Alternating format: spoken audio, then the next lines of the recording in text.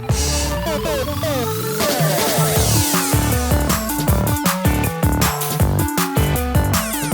right, everybody, welcome back to the Kado Games podcast. We are here, the mics are hot, and we have an incredible guest, QuestwithKole.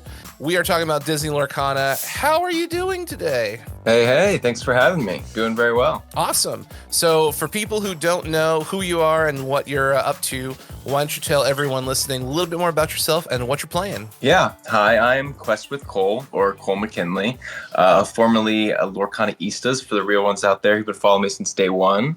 I've been playing and collecting Lorcana since Gen Con 2023. I have won a couple small tournaments like set championships. I have 2 Mirabelle and 1 Scar. I have won. I live in the New York area, and I do musical theater as like full-time, like acting and directing, working with kids, all that kind of stuff, as well as, the normal hustle of having multiple jobs while living in New York City. So we're going to be talking about the trading card game, Disney Lorcana.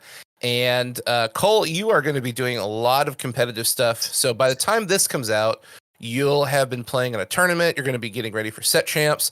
And then about a month from release of this episode, the new set 8 Reign of Jafar will be going live. So we've got a lot to talk about. So what do you want to talk about first?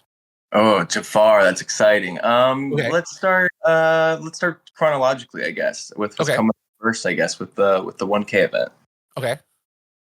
So tell us what you're playing and what you're preparing to play against, because obviously there's a lot of debacle about Flaversham. There's a lot of people saying, Sapphire needs a ban, there needs to be an errata.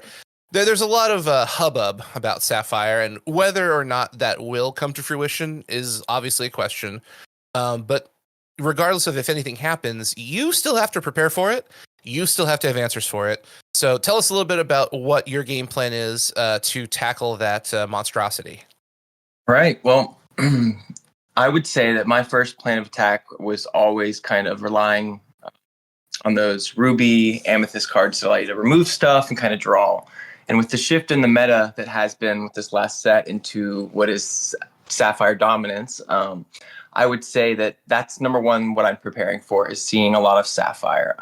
And I would say in most of my play testing, the hardest version of Sapphire to go up against is like Sapphire, go wide, you kind of can't touch this. So what does that mean? That means like those Cogsworth. That means those Alices with Ward that can pump their other characters. Those are the kinds of decks that I fear the most, at least when I go up against Sapphire. The bells that they can cheat out early and be singing those songs with, whether it's steel or whether it's some kind of fancy other splash of ink that they're running. I would say on my end, I think the best counter to these longer or mid-range format decks was something that was a little more aggressive. So something that I've been testing the most, I would say, in paper and in any other digital format that I can with, against any AI bots or anything, would be the Amber Emerald Lady and the Tramp deck. And I would say I've been mainly testing a few different people's builds, sans 1 or 2 cards or 1 or 2 card slots. And those 2 card slots mainly being the Yzma's card slot, if you're really narrowed into the scope of that deck, and looking at adding maybe Pain in there so that when you play Tramp, you can kind of pump his attack to 5 if you have 4 characters on the board, and kind of quest with 3 with him a little bit faster and kind of just really scoot along that deck in any way possible while still maintaining a big body, because he's that Pain is a 1/4 still. So cards like that, or even cards like using the Yzma and congruent with some other stuff like the 0 to Hero build that I've seen some people tweeting about over on X. It's kind of been my main game plan, at least when it comes to building for that 1K event. Okay, so you've got a game plan.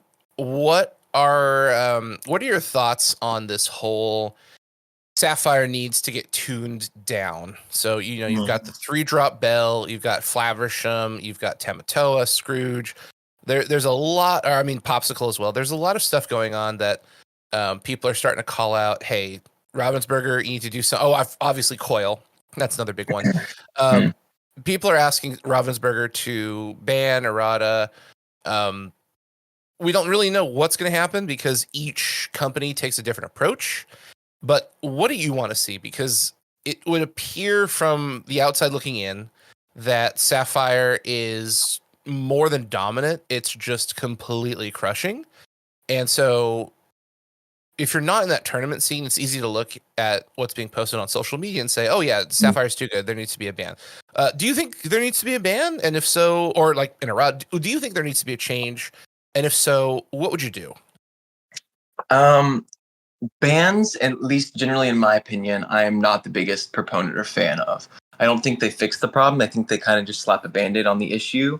Um, in my opinion, Sapphire, there is an issue with it being a little bit overpowered right now. But that's also because Disney Lorcana has said this before, that they just generally design these sets in kind of chunks of 3, kind of like how Magic the Gathering has kind of worked for, or used to work for a long time. At least when they were Wizards by the Coast. I don't know with what they've been doing, throwing out those sets with Hasbro now. I'm imagining they have some sort of balanced design in there when Reign of Jafar comes out that should quote unquote balance the scales back in some ways. Now, this is not saying that Sapphire is so overpowered that it's like the number one, because that's not true. We're seeing other decks that are not just top 8ing, top 4ing, but that are like winning in this meta that on maybe not the largest scale, competitively, but that are still very competitive, very viable decks. That being said, what is the exact solution? I don't know if there's one solution. I think it's like you have to print stronger cards for other ink colors. You have to stop restricting colors like Emerald from like discard, if that's like their whole thing, or start to give them more of that, like that kicker effect that actually is good on playable cards that can compete in this meta.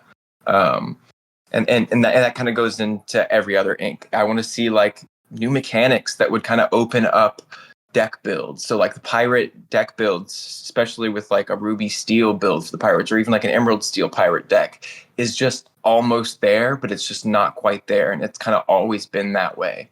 And I think a simple card mechanic, like Plunder, if some people have been talking about on social media, that was found on the quote fake, quote real Disney famous cards, take them as you will. But there was a mechanic, at least on one of them, called Plunder. It was basically allowed you to draw from your discard. So when you play this character, or when you quest with this character, or both, kind of similar to Hiram, maybe that's something that could fix this. Print a Hiram in another ink color, right? That does not deal with items. That kind of works in a different way, that limits it kind of to that ink color solely, or to work in that kind of same way. I think that would involve like a lot of play testing to see if that just completely breaks the game, or if it just creates a new problem, or if it fixes the problem. I think also seeing how the community responds to bans is important. Looking not only at the Bucky that happened issue way back in set 2, but moving forward to like, there was even a moment where the app was updated with a errata version of Hiram to say only draw 1 card, and I remember the community almost exploded. I don't know. I don't think errata is the answer either. I think that I don't think that was like an accident. I think they were actually testing the waters to kind of like see how the community would respond to that. But maybe it's all speculation, and I'm all wrong on that end. But I think, yes, something needs to be done. I don't think it's just outright bans. I don't think it's outright errata.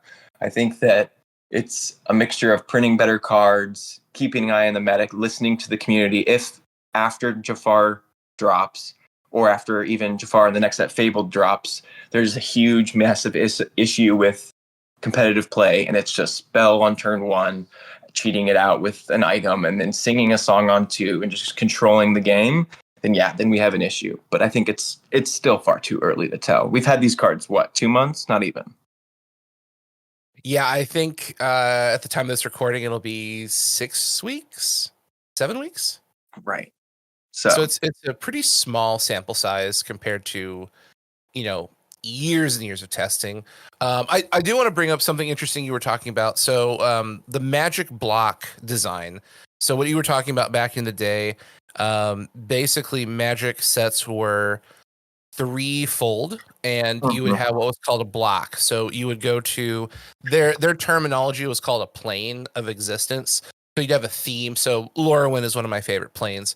So it Yeah. was very, elvish, very fantasy. It's kind of Lord of the Rings esque. I loved Ravnica, you know. Oh yeah, Ravnica was great. So in the release schedule, you would have 3 booster box sets in that plane.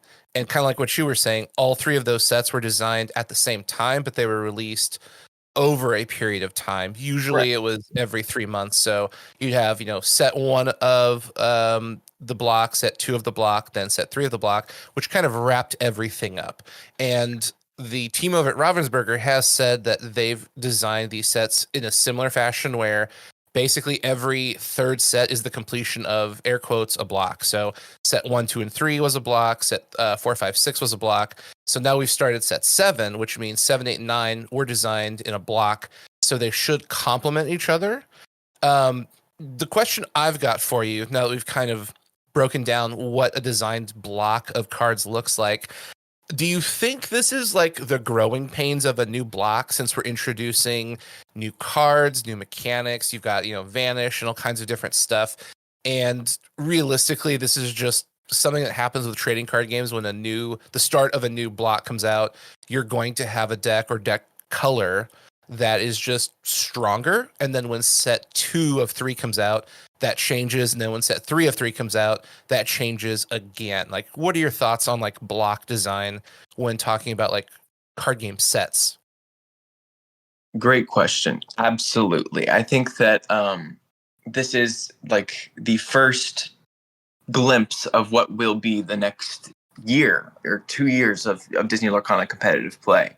I think that the fact that we didn't get any locations in this set is also a huge indicator. The fact that this new keyword Vanish has already been added to the game now and really hasn't found a home yet. It still feels like there's a key to a piece to the puzzle missing, if you will.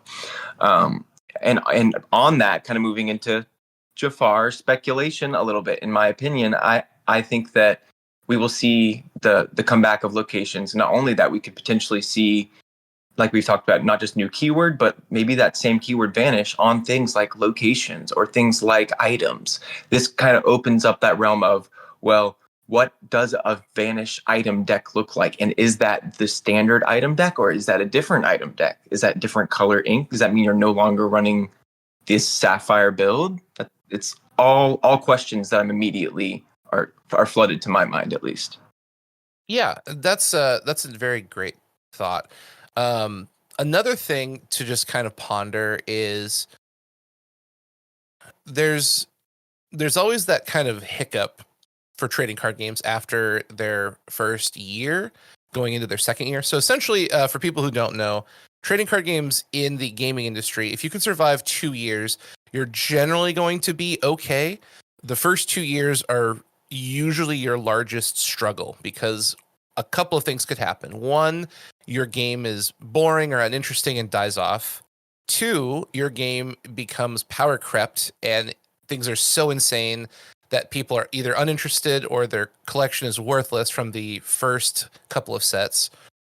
Or 3, the game just doesn't stand out from the competition because there's just something better. Like it's in the same vein, but there's a better version of it and people will play that. So Lorcana is pretty close to hitting year 2 once we get into the Gen Con 2025 season. So it doesn't look like Lorcana is going anywhere, which is a good thing. But for someone like yourself who's a competitor versus someone who's a casual player, do you see any kind of, what's the word I'm looking for?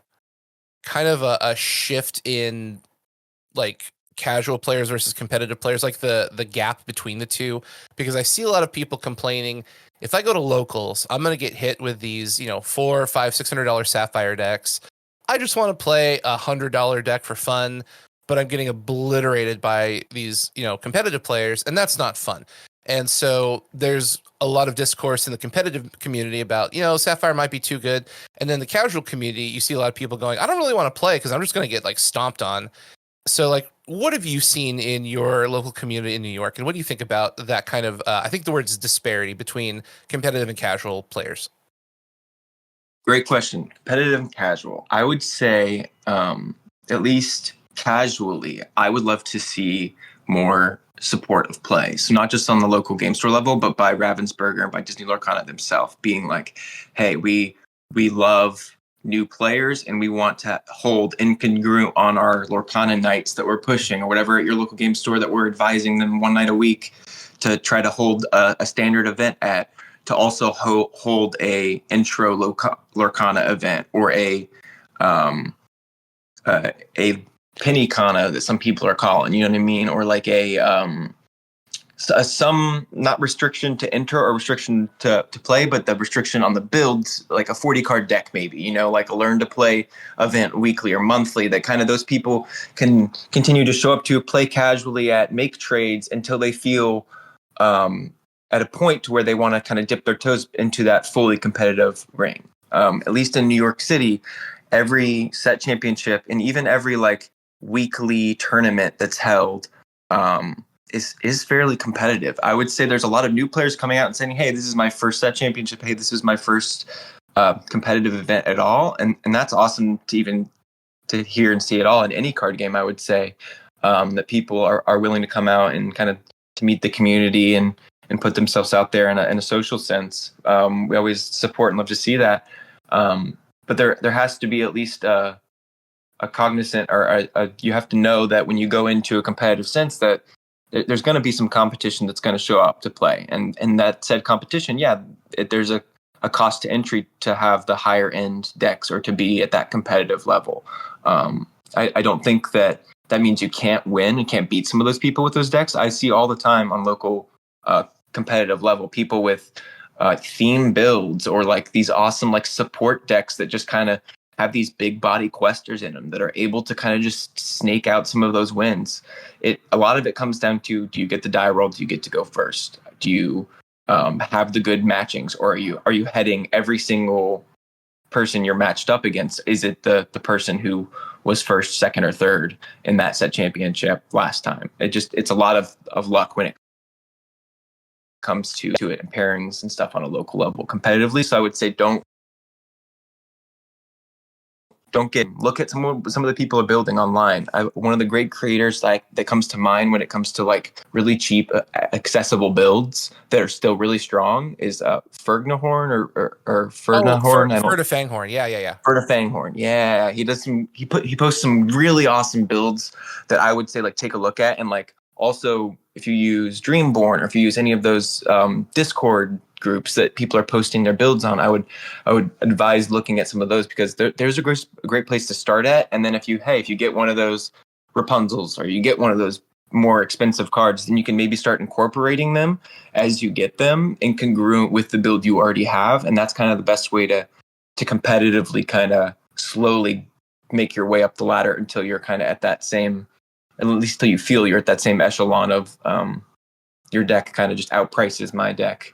And I think that beats that defeat. But I would, again, love to see not only at the local game store level, but like Lorcana events held by Ravensburger, like in New York City or on the East Coast, like where they're hosting challenge play events for beginners. They're hosting competitive events. They're hosting quest events, like where people can show up and cosplay and win prizes and boxes. And like it should be like this same level of like some of these other very large trading card games, if you aren't familiar, that host world events or these massive events that have other side events for competitors because they don't want people to go and just like play in that one event and feel like, well, I played and I lost and it wasn't good.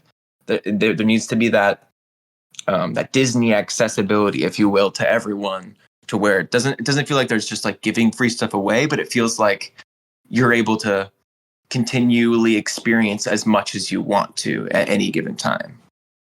Yeah, when you talk about that, I'm thinking about the Pokemon trading card game and their Worlds events, because they have the main tournament and then they have side events. They've got like limited events. They've got they've got so many events for different people, because the majors for Pokemon are celebrating the hobby overall. It's not just a celebration of competitive players. And if you're not a competitive player, we're not interested in you. And I feel like you're probably on the right note that not only Ravensburger, but every company needs to look at their events and their structuring and figure out the best way to celebrate the hobby overall and not just one specific aspect of the hobby. So that way no one feels left out. And from what I've heard, the DLCs are really, really good.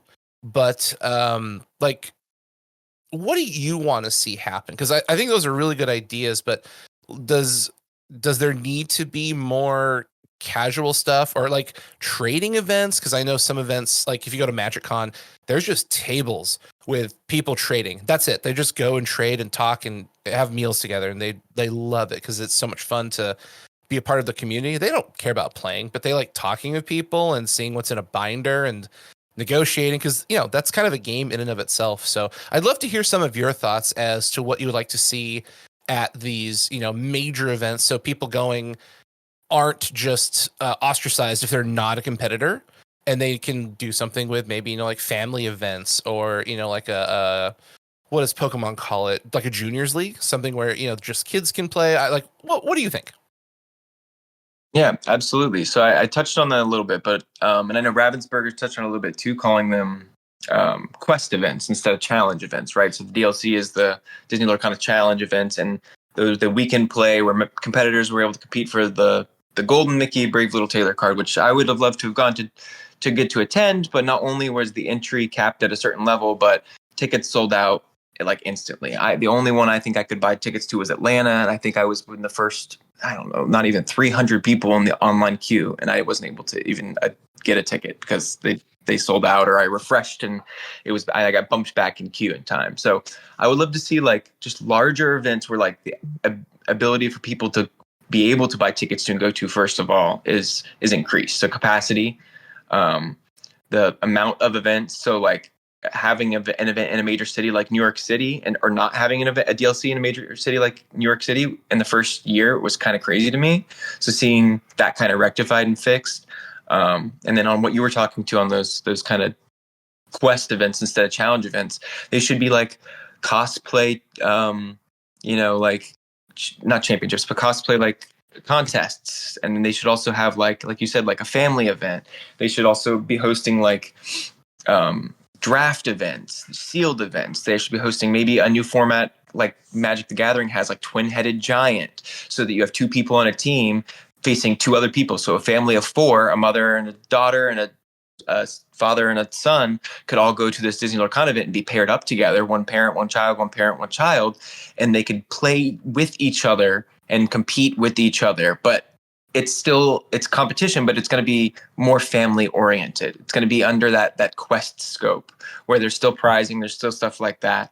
I think that's what's missing. And not just that, but more support from the manufacturing. Like I know that they were really, really low on Disney Lorcana with set 1. So then they kind of overprinted with set 2, 3, and 4 kind of, right? And then some would even argue maybe even 5 and 6, and so on. And I don't think the issue was just like more and more product. That was somewhat what it was with Chapter 1.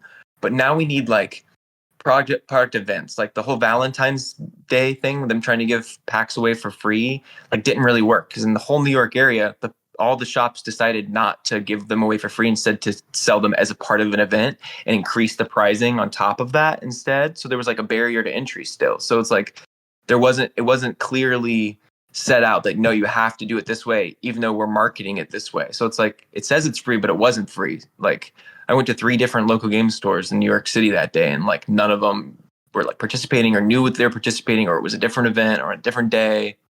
So I just think they just need more clarity in that. I know a lot of that comes from, I think, what is potentially understaffing at Ravensburger, just looking at their LinkedIn posts in the last few months.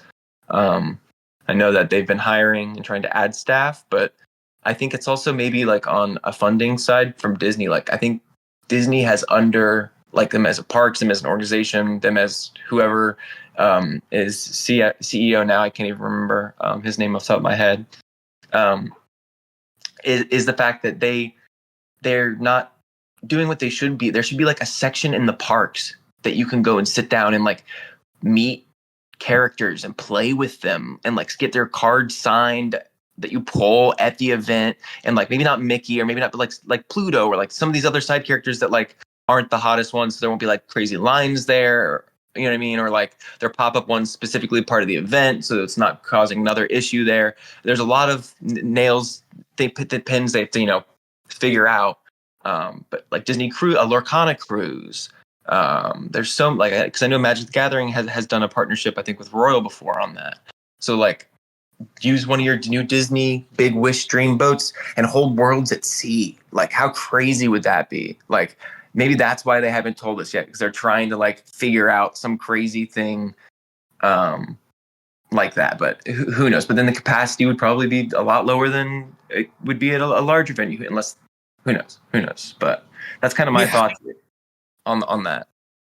There's we could do an entire show speculating on that, because there's so many different thoughts on that. I want you to tell us a little bit about what happened in New York with the 2 free packs, because I know when that announcement was made, there was a lot of, I don't know what the right word is for this, but like miscommunication isn't the right word, but it's in the right state of mind. So essentially, I've heard what you were saying, like some stores had free packs, some stores did not have free packs, some stores added the packs to pricing, and other stores had like paid events where you got the packs, but you had to pay for them essentially, which defeated the whole purpose. So tell us a little bit about what happened in New York, and did you happen to talk to any of the like store management or store owners to find out like why Ravensburger said, hey, here's this event that's free, and then you go to your local store and they go, oh no, it's definitely not free? Like, is that a miscommunication from Ravensburger, or did the store just decide we're just going to ignore what Ravensburger said? Because obviously the marketing did not match the event, and I'm curious where the disconnect happened there. Yeah, from what I could tell, so on what was that, Valentine's Day, me and shout out my good friend Francis Dominic, we went around to 3 different local game store shops and kind of did what you said, kind of just talked to some shop owners, talked to people who were clerks who were working there, trying to figure out, test the waters, if you will.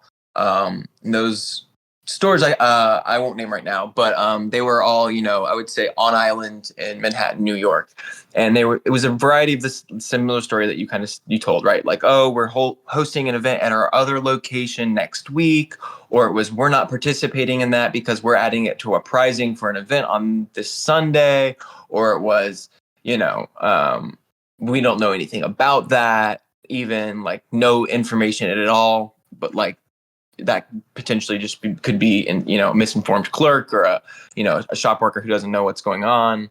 So in my opinion, the majority of the miscommunication came probably directly from Ravensburger to the local game stores, saying that, hey, here's your options for how you can run this event, do what you see best fit. While on the same end, Ravensburger is saying, hey, go to local game stores and get free packs.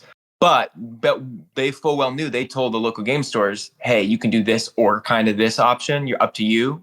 Go for it. So I think it's a miscommunication between the marketing and the whoever reaches out to the local game store franchisees, right? So I think, again, that's just communications on the back end that needs that constant clarity, or that they need to be more specific how they reach out to local game store owners. If that was not the case, they did not have an option. They needed to make that ultra clear that if that was violated, then they potentially are in, you know, they could be in breaking of any contract clause or any like local game store or relationships they have with Ravensburger or any distributor or whatever deals they already have worked out, in my opinion. Okay, so essentially we don't know exactly what happened.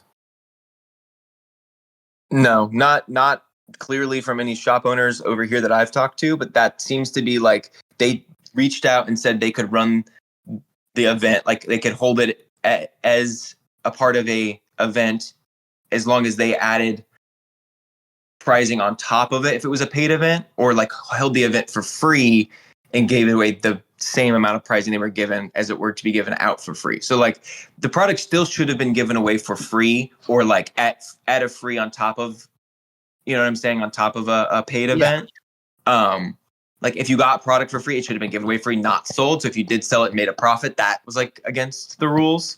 But the fact that there was just that miscommunication in between how they could kind of run it, I think led to maybe even some honest stores selling the product they got for free, even potentially, which I'm not accusing any of people of doing, but I could see how that even easily could have happened. Yeah, no, that makes sense. There just seemed to be like a disconnect because the marketing made it sound like you show up, you get free packs, that's it. Very, very straightforward.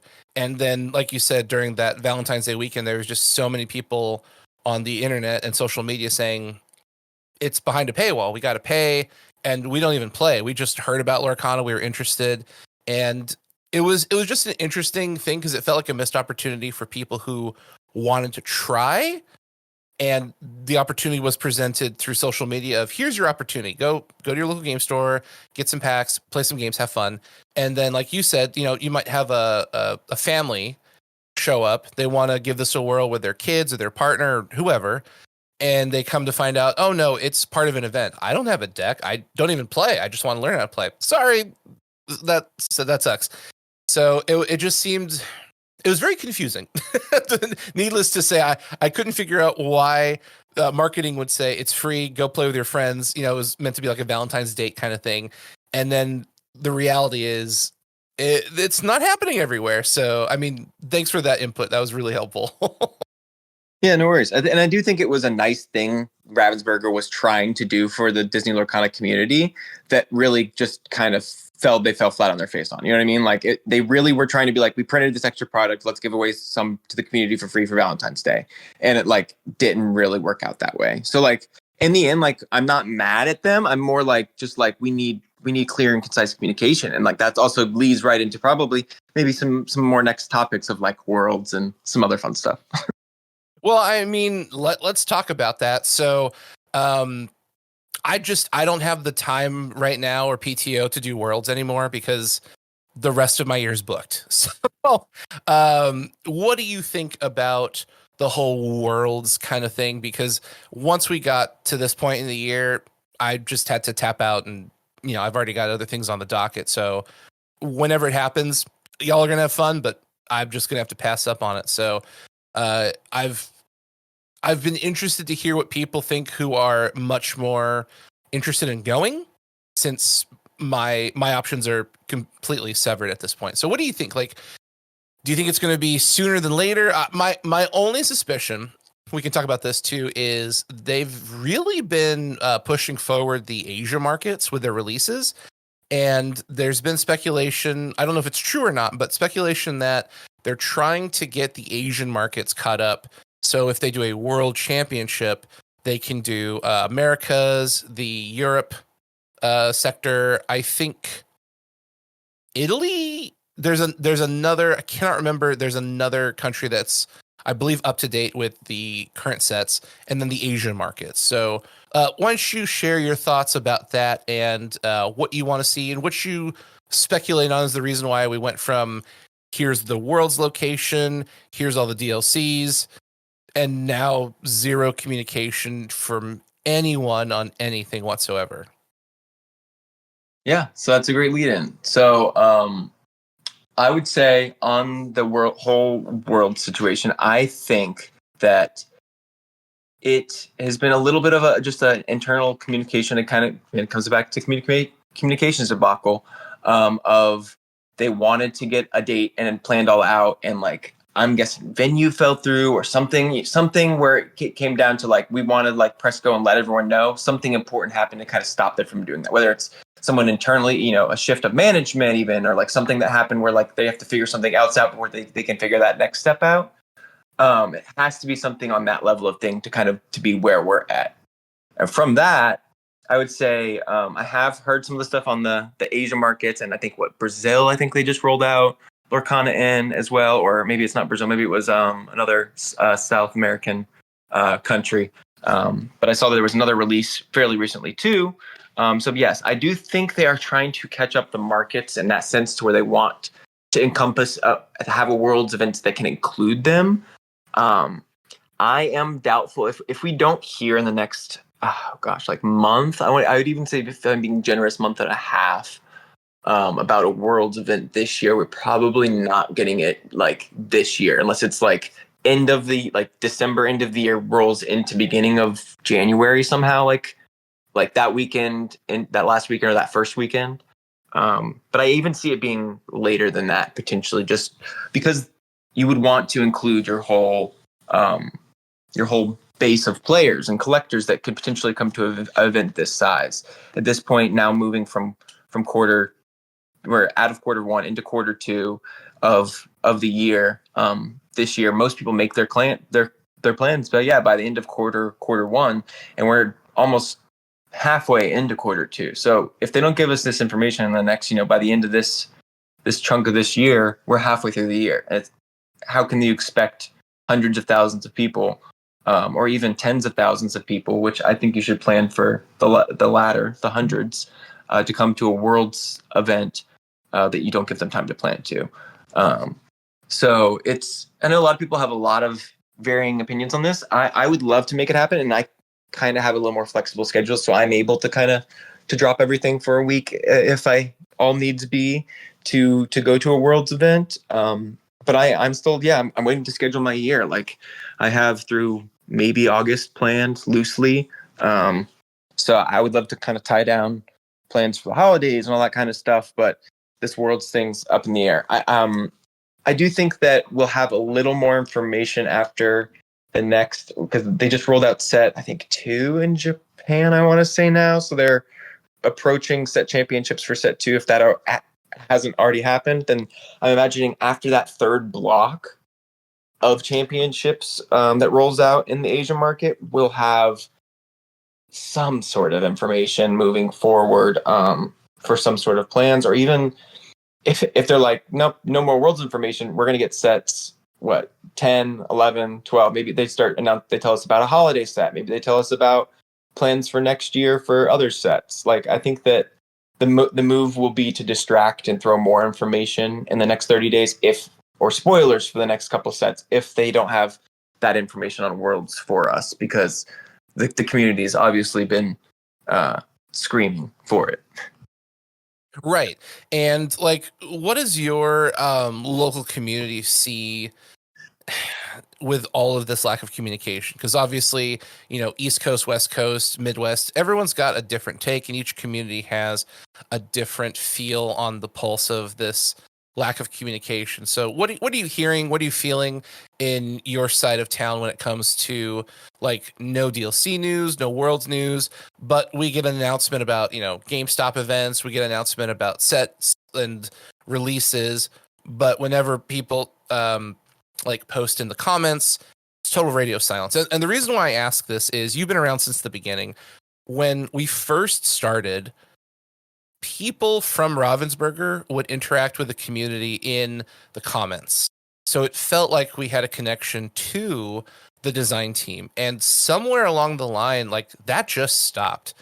And it feels really odd starting off really strong, where people talk in the comments, Ravensburger responds in the comments, and we can gain information for, questions we have. And now we've gone to the complete opposite end of that spectrum, where multiple people are asking questions and there is zero response at all, like nothing, absolutely nothing. So it feels a little like talking to a wall, I think is a good analogy, where, we're asking, hey, any news on any of these events? And all we get is, oh, hey, go to your GameStops to play Lorcana. It's like, it feels a little tone deaf, I think. Yeah, so my thoughts on it are, and maybe some other Lorcana influencers or people like Rebecca Quests, or some of the people who've actually had some more interaction directly, I think, with some of these creators, have a different take on this. I come from a place of sympathy where I'm like, I understand it's a scary time in our country right now with finances and things and being a business and running stuff, right? And making big dollar, big shot calls. I understand that. So a trading card game in this market, in this economy, is scary. It's very scary to try to support and throw money at. And the only thing I think that is honestly that would keep something like the game that we're playing, Lorcana, alive is the Disney IP backing behind it. A new trading card game that launched in 2023, 3 years after a pandemic market, is doomed to fail. So I think that that's something they've been constantly butting up against, and I think successfully overcoming and winning because of the amazing and wide fan base that is Disney Lorcana. But I think at somewhere along the line after launch, there was that great kind of back and forth with some of the creators and some of the designers, and I think that somewhere along the line they realized that they needed to have some more safeguard in place, or some more rules, or some more whatever it may be for them. And I think this kind of came around similar around the time when all the lorecasts started to kind of officially be a thing. So I think there was a person in a position that was doing a thing, making calls, saying, hey, this is all speculation, but in my opinion, I think it's something like that, where someone had the oversight. You'd be like, we're going to plan this, then let them know about this. Then, well, you can't talk to them in the comments about that anymore because that might spoil this. You know what I mean? And I think that it came down to, I think it's potentially a staffing. It's potentially they don't have the budget or the width span right now to over encompass and have that engagement that they used to have, because there's now more restrictions and they don't have someone being paid to do it, or like it's only as much as someone who works there does in their spare time. On top of that, they're not getting paid for potential, you know what I mean? So there's a lot of factors that I think go into it, that a lot of people in the community have to try to understand that it's not cut and dry. It's not black and white. So I, for one, definitely am very understanding. And Disney Lorcana Ravensburger, if you want to hire me as an influencer position, I've applied through your website. So please, so reach out anytime. I would love to support you guys in any way possible. So, do you think Disney has anything to do with this? Maybe it's just out of Ravensburger's hands. This is a complete, the Walt Disney Company saying, something. Maybe they changed their plans. Maybe they, like you said, maybe there's a venue fallout. Maybe they want more control over the brand. Like, what do you think? I think it's got to be some bit of that. Whether that's enough where it was on their end that they're the ones who shifted the gears of things, or whether it's the side of that Disney just wants to know how they can best support the game, and like what does that mean for Ravensburger in Seattle, where they're based, and how does that mean they need an office now in Anaheim, or do they So I think there's questions that weren't thought about at the creation of this game that are happening now, because it's hard to plan for, whether you want to plan for success, but you have to plan for failure, right? Mm-hmm. So I think that was a lot of what comes down to. They were planning for worst case scenario the first few months or first few years, and they got beyond that. But now it's kind of like, what do we do with beyond that? Like, how do we support a game that has grown to a point where we almost can't support the level it's at, and we're not maybe like the funding or where we would spend the money to grow to be able to support it. We're just not able to, because of either Disney, or because of said funding, or because of, growth. We want to spend the growth in other ways, maybe even, like maybe it's not even any issues with that. Maybe they've made the conscious decision to only hire X amount more employees so that they can indefinitely at least plan 20 more sets of Disney Lorcana that they've been, contracted from Disney, and they want to make sure that they get them designed and like to print at least, so that like the players have them. Like, you never know. Yeah, that's a really good insight. Okay. So let's talk a little bit more forward about Set 8, The Reign of Jafar, before we wrap this up. So what are some things you want to see coming out of Set 8? So obviously we had the April Fool's spoilers, so those aren't real. Those, were jokes, but what do you... We have Iago. Yeah, so we have Iago. There's a bunch of like fake cards that came out in all over the internet. So those are not what we're going to be talking about. If anyone's listening going, I don't remember any of this stuff. But in terms of like design space, so you've clearly played trading cards over a longer period of time than Lorcana. What do you think would help make the game healthy? Do you think there's like a keyword? Do you want locations back? Do you think certain ink colors need a boost? Like, what do you want to see happen with Set 8 to kind of help infuse some life into other colors that aren't sapphire? Yeah.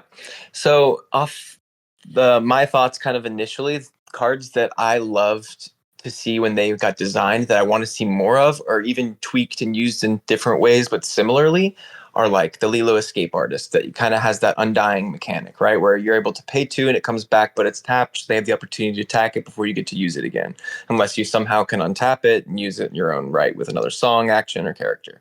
I would love to see more of that, or more even like interaction with the inkwell, something that I've tweeted about and been pretty vocal about since this last set, and I thought was going to be as a part of Arcadius Island, which it was not, was equipable items. So an item that you can, like, for a cost, pay and attach it to a character that gives them a permanent stat bonus or a permanent effect, even like ward or like something like that. So you can then start having it's going to blur the lines between the ink colors even more going into this Jafar set, is in my opinion. So something like an equipable item that would give a character and an ink color that would likely never have ward or support or bodyguard even, now does. So that could kind of branch out those lines between the inks even further. I think that would also play into kind of the mischief that Jafar is causing, running amok. One of the other things I would love to see is the return of locations, which I've said. I do think we are finally due for our first legendary location card, and I do think it will be Agrabah. I do think it'll be the Royal Palace. I do think it'll be something to do with the whole city there, and it'll be beautiful. It'll be an enchanted card probably. That's a prediction of mine, but we shall see if that comes true. I would love to see a few more dual ink cards. Like, I think it's a cool concept that they're starting to play with. I hope it doesn't go away completely in the next set, but I do have a sneaking suspicion if we get them, we're going to get very few of them. As well as, I think for the longevity of the card game, I think something that I think maybe it was Rebecca Quest, maybe it was another one of the Lorcana creators that said that they would love to see a Inkcaster card, or not Inkcaster, like a Illumineer card. So like a Planeswalker card in Magic the Gathering, if you've ever played. So something that like is a human or like a person outside of the lore that is unique to the game of Disney Lorcana itself. So like these characters we've been seeing added in their own right. I know a lot of people are really against that idea, and when I first heard it, I was kind of really against it too. But if they can do it in a way that works with the characters in the game, that doesn't make it feel like these are the humans and these are the characters of Disney Lorcana, like, I think it could work. What does that mean? Does that mean like they're Mickeys? Does that mean they're like they are? I don't know, but like I think there's a lot of really fun design ideas there they can play with. On top of that, in longevity for the game, I know people have said they don't want a lot of it, like turn interaction. So being able to do things on your opponent's turn. I think we should try to avoid like instant speed play stuff with like Magic has, because that will, I do think, break the game in some right. But I would love more passive interaction. So either like field cards, like from Pokemon, where like it affects everyone on that's in play, or like cards that affect every card in your discard. So when you target them or do something to them, something else happens, or like stuff that targets your opponent's inkwell, right? So like anytime that they put a card into their inkwell is generally a good thing for them in Sapphire. So what if we have cards that say anytime your opponent inks a card, something bad happens to them?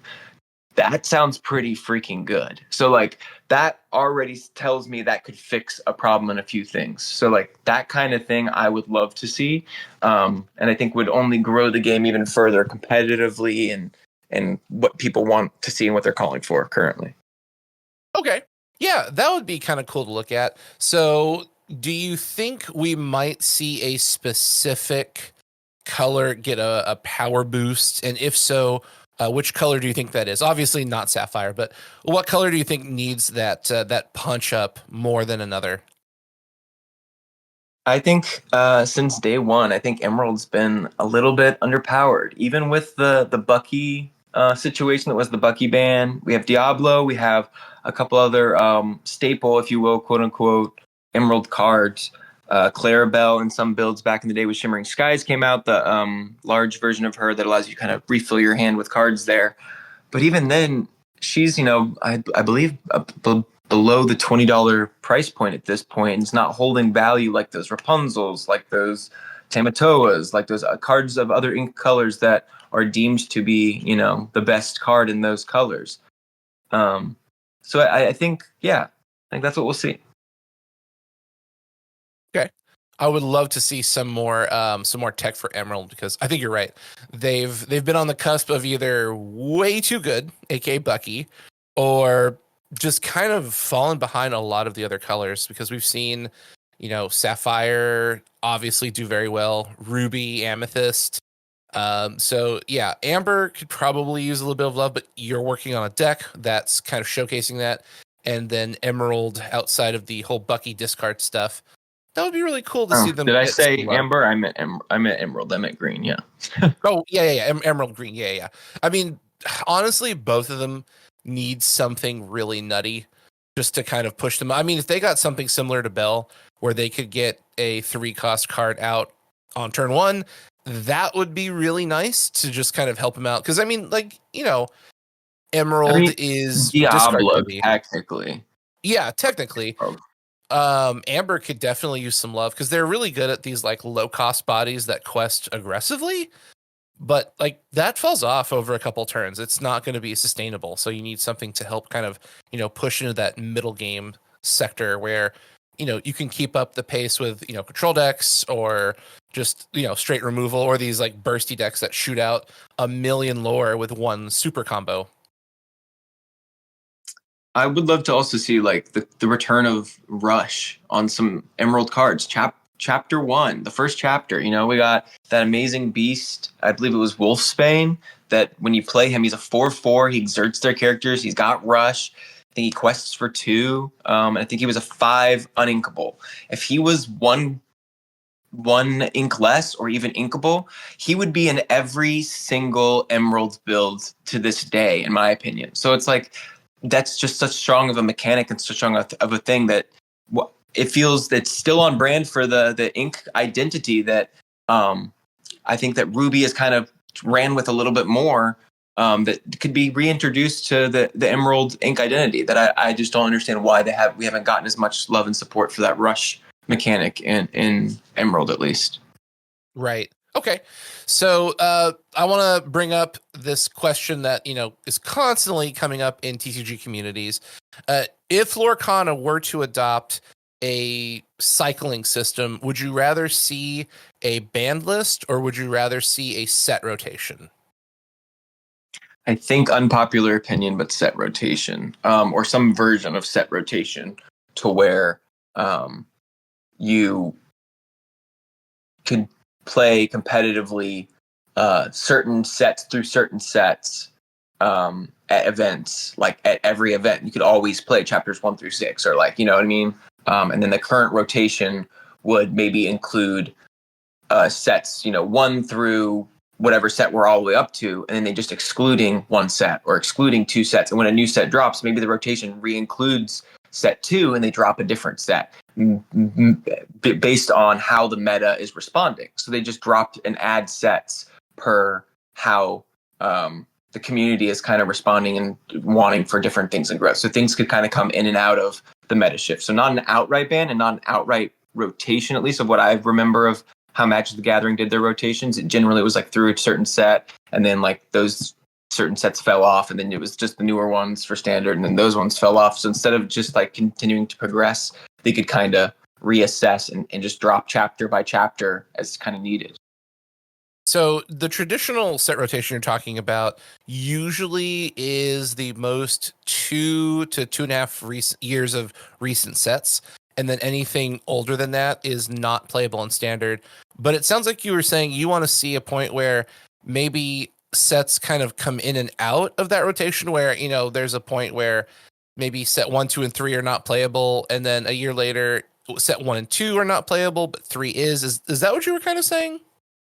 I think in some world, yeah, that could potentially work. I think that would need, play testing on the back end on either Ravensburger's side, or them working with even influencers. I know they have a partnership with a lot of players in the UK, Earlmeister, and a lot of them get to go and play those set championships early, but the North America has nothing like that. So something that would benefit both sides, right? Where maybe they come in for a week and they play test the new set to see how it works with these older sets, and before they make the decision of, okay, when we release this set, it's going to be released with these sets in the meta to play. So you can kind of inform what you're playing off of the people who want to be playing with the cards. Okay, that's pretty interesting. We haven't really seen that before, so that would be something new for the player base to kind of get used to. But I like the idea. It's very, very unique. So what do you, last thing before we get on that, what would you say to people who are listening and they've decided they want to get into the tournament scene? They're really excited. They want to go to their first event, or they want to get ready for set championships, because by the time this comes out, we're going to be pretty close to the set championships for Arcasia's Islands going live. And then a month after, we're going to have set 8 go into the market, hitting the store shelves. And usually you'll see a big influx of players making that decision to jump from either casual to competitive, or they're just going to go all the way in and they want to participate because the prize support's so cool. So since you've already done this and you've got some experience, what are some tips you would give to people listening who are really interested in, stepping up and going into that competitive state? Yeah, if you want to get into that competitive state and you're like not wanting to break the bank and just like drop thousands and thousands of dollars and on shiny cardboard, I would say get involved in your community. Like make some friends, get on the Discord in your local town or wherever you play, and try to like meet up with people and make trades. Find a weeknight that everyone already goes to a certain shop and bring your binder, bring all of your foiled cards, even your commons and uncommons, because sometimes they're worth money.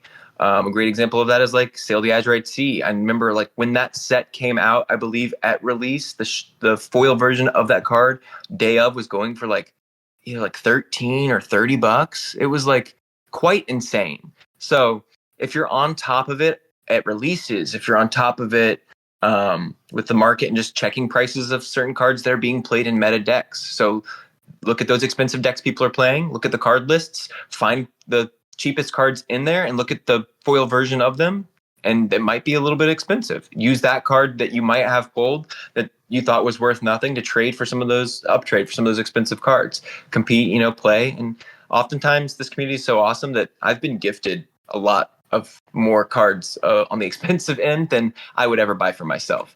Some Maui Half Sharks, some Rapunzels, some stuff like that. I have some pretty awesome friends who open a lot of Lorcana. So I would say just make those connections, meet those people, and you'll be able to kind of slowly chip and build that deck together, or go in with eyes wide open and a deck stocked full of dwarves and a theme deck of Aladdin and go into crush, because like you can. It's possible. Is it going to be tough for you and you're going to need to win all your die rolls and like get lucky? Yeah, but it is possible. Do not be discouraged, I will say. Yeah, that is an excellent tip. Don't be discouraged. Have fun.